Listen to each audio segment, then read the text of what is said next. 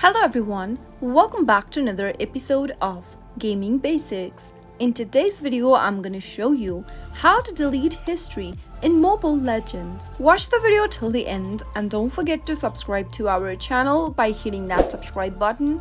Press the notification bell so that you'll never miss another upcoming upload from us.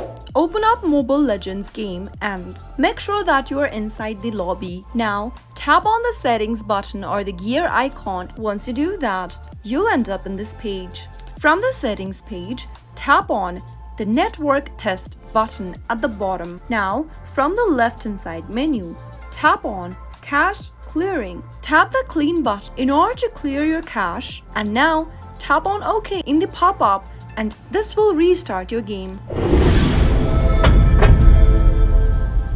Soon after you do that, you'll be able to clear cache from your Mobile Legends game, which will help you delete your history as well. That is how it can be easily done.